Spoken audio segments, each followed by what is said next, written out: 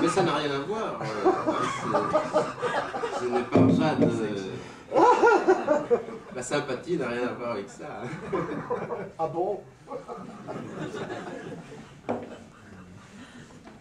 Bon, alors, donc elle va rompre pour cette raison-là, parce que son mari est pervers, dit-elle. Mais elle va souffrir de se retrouver seule, et elle demandera à son mari de continuer à la fréquenter, et l'autre viendra, il est bien gentil apparemment, il continue à venir la voir à peu près 1 ou 2 fois par semaine. Alors, pendant qu'elle était depuis 1 an à peu près en thérapie avec moi, il s'est passé une chose extraordinaire, c'est qu'elle a rencontré un homme avec qui ça a marché. Ça n'avait jamais marché avant. Hein. Évidemment, quand une femme dit « ça marche », on ne sait jamais ce qui marche. Mais enfin, on peut quand même croire, qu'il s'est passé quelque chose qui ne s'était pas passé avant. Hein. En tout cas, je peux témoigner du fait qu'elle a changé pendant ce moment-là. Ça n'a pas duré très longtemps, environ 4 ou 5 semaines, mais elle était vraiment transformée. Et elle commençait à devenir, pas coquette, parce que ça ce serait beaucoup dire, mais à être présentable, tout simplement. Hein. Oui, mais ce n'est pas pour en dire du mal. Non, non, non, non. Ça, mais c'est parce que c'est comme ça. Hein, c'est comme ça. Je crois que je n'ai pas un jugement très sévère de ce point de vue-là. Ne me regarde pas. Ah, oui. Et alors, ce qui est étonnant, c'est que avec cet ami, ce nouvel ami, donc, elle a gardé une relation, malgré que elle est tout à fait infernale avec lui. Hein.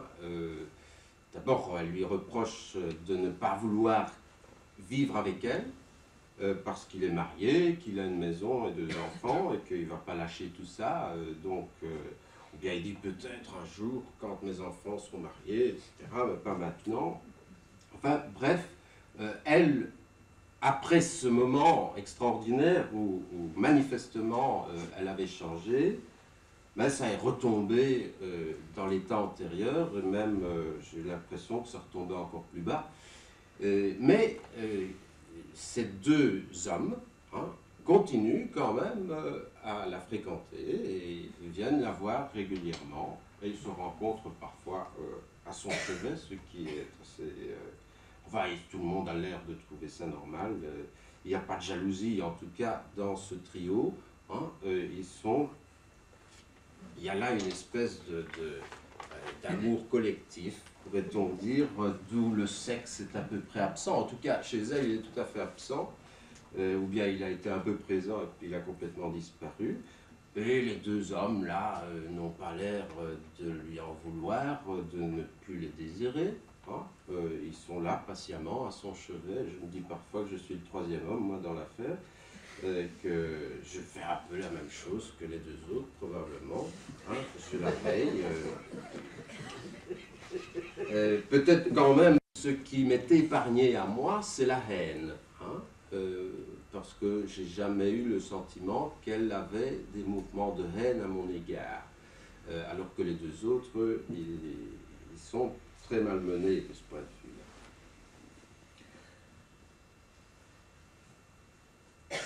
Oui, alors j'embraye là en disant, là c'est pour essayer de situer le genre de transfert et de contre-transfert.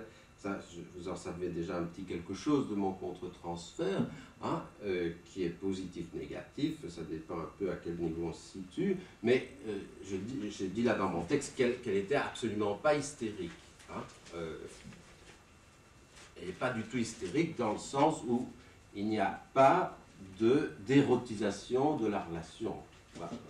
Avec l'hystérique, si peu que ce soit, hein, il y a ce courant érotique qu'on sent immédiatement, évidemment, et qui rend les choses un peu plus légères. Hein. C'est évident.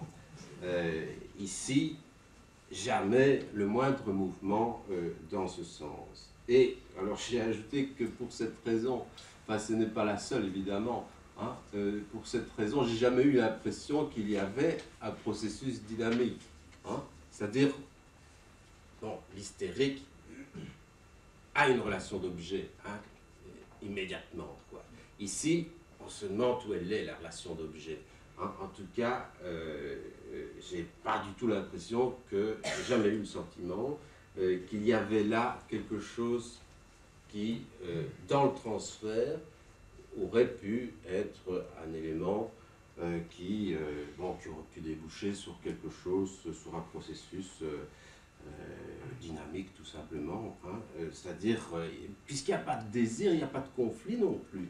Hein, donc, on ne rencontre jamais l'interdit vraiment, ni même l'impossible, quoi.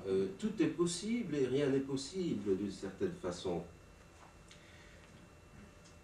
Alors, on ne peut certainement pas dire qu'il n'y a pas de transfert, au contraire, il y a un transfert très massif de sa part, et chez moi aussi, il y a un contre-transfert qui est bien assez difficile, même si j'essaye de mettre mon cœur là sur la table, j'ai beaucoup de mal à dire ce que j'éprouve à son égard. Parce que je suis à la fois très investi, mais comme une espèce de parent primitif asexué, et donc sollicité en vue de remplir une tâche, je ne sais pas très bien laquelle, hein, c'est très difficile à dire. De soutien, bien sûr, mais je ne suis pas sûr que c'est de ça qu'elle a besoin. Hein. C'est ça que je crois apporter.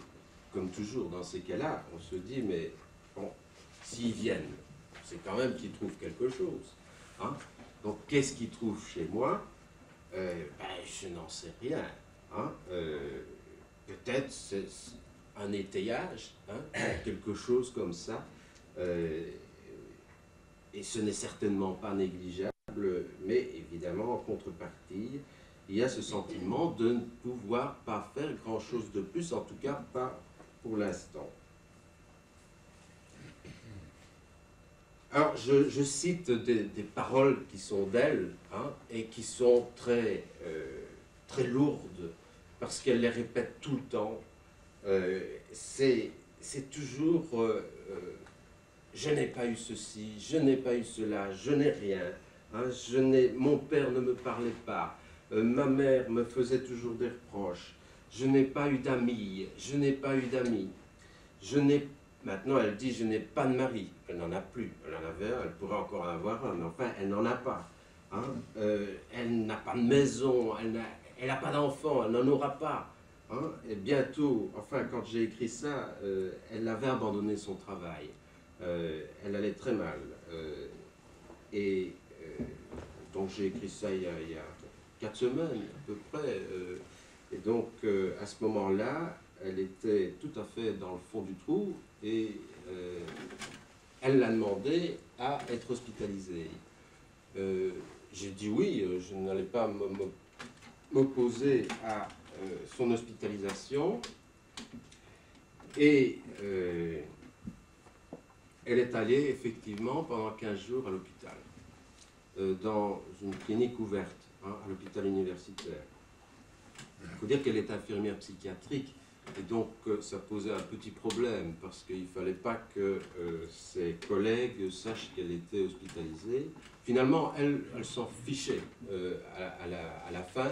Elle voulait absolument fuir, parce qu'elle était arrivée à un tel degré de détraquage, je dirais. Elle confondait le jour, la nuit.